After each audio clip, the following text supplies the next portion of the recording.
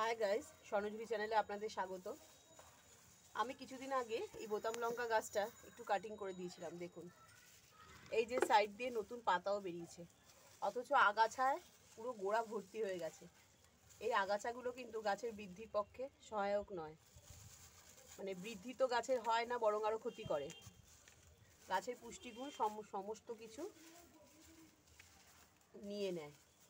তাই এই আগাছাগুলো পরিষ্কার করা খুব দরকার।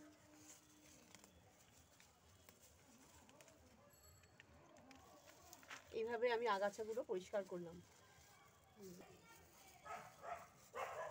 আজকে সমস্ত আগাছাগুলো আমি পরিষ্কার করে গাছের গোড়া পুরো মুক্ত করে দেবো।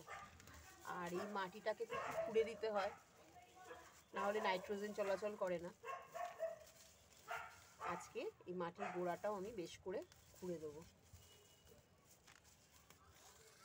এই গাছটা কিন্তু আমার প্রায় 4 থেকে 5 বছরের গাছ। আর এই গাছের ফল থেকেই আমি আরও 8খানা বোতাম লঙ্কার চারা তৈরি করেছি। চারাগুলো রোপণ করা আপনাদের আমি দেখিয়েছিলাম। চারাগুলো বড় হলে অবশ্যই আপনাদের সাথে শেয়ার করব।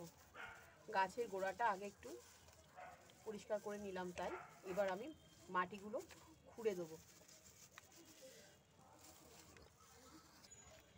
গাছের গোড়াটা একটু খুঁড়ে দেই।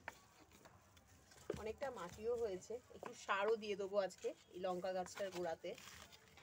অনেক দিন ধরে কোনো সার প্রয়োগ করা হয়নি। একটু বেশ করে খুঁড়ে নেই, তারপর সার প্রয়োগ করব।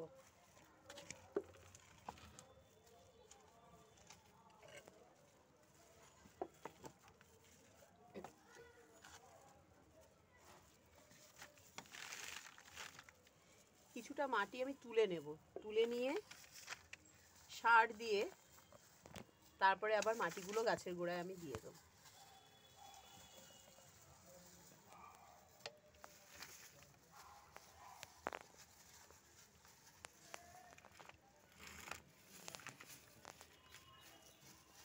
গাছপালা শুধু লাগালেই হবে না, একটু যত্নও করতে হবে অবশ্যই।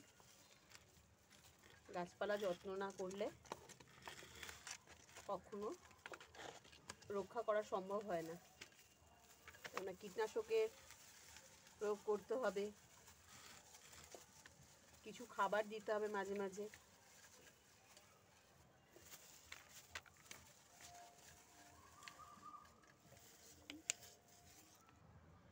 গাছটা একটু রিপোর্টিংই করে দিই। অনেকটা মাটি হয়ে গেছে, মাটিগুলো সরিয়ে একটু নতুন করে কম্পোস্ট দিয়ে রিপোর্টিং করে দিই। আপনারা দেখতে থাকুন। তো আমি খালি করে ফেলেছি, দেখুন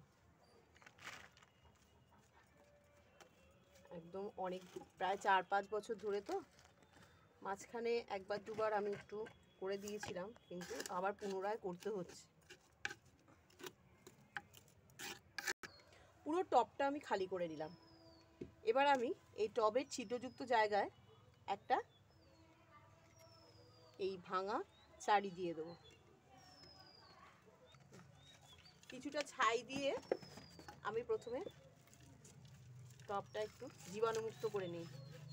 অনেক দিন ধরে রয়েছে গাছটা। জীবাণুনাশক, কীটনাশকও বটে, দু রকমের কাজই হয়। একটু করে নিলাম।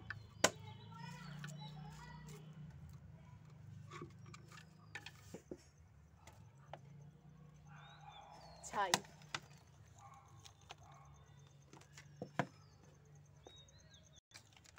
পুনরায় একটু ছাই দিয়ে দিলাম। এবার পাতা পচা সার দেব। দেখুন, দেখেই বোঝা যাচ্ছে গাছের পাতা মাটি মিশিয়ে রেখেছিলাম প্রায় 6 মাস মতো, এরকম হয়েছে। এই সার দিয়ে দেবো। এগুলো কিন্তু ভীষণ উপকারী। এতটা মতো আমি পাতা পচা সার দিয়ে দিলাম। এবার এই গাছটা আমি বসিয়ে দেবো। দেখুন গাছটা কত সুন্দর কাটিং করেছিলাম, আর নিচ থেকে পাতা বেরিয়েছে, কিন্তু পাতাগুলো কুঁকড়ে গেছে। এই জন্য একটু ছাই ছড়িয়ে দিতে হবে ওপরে।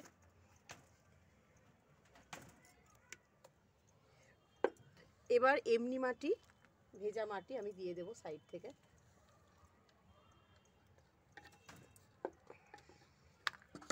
এবার ওপরে দেব কিছুটা বোন ডাস্ট। বোন ডাস্টগুলো আমি নিয়ে আসার পরে আবার কিছু গুঁড়ো করে নিই মিক্সিতে দিয়ে, একদম পুরো গুঁড়ো গুঁড়ো করে নিই। এবার আবার সার প্রয়োগ না করে এবার মাটি দিয়ে দিলাম।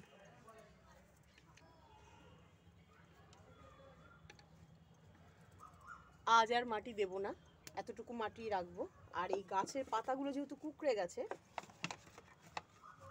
আমি ওপর থেকে কিছুটা ছাই স্প্রেড করে দেবো। এই ছাই দিয়ে দিলে কিন্তু গাছের পাতা অবশ্যই সোজা হয়ে যাবে, আর কিছু দিতে হবে না। আমার অনেক লঙ্কা গাছ আছে, সেখানে কিন্তু আমি ছাই প্রয়োগ করে করেই এই কুঁকড়োনো পাতা সোজা করি।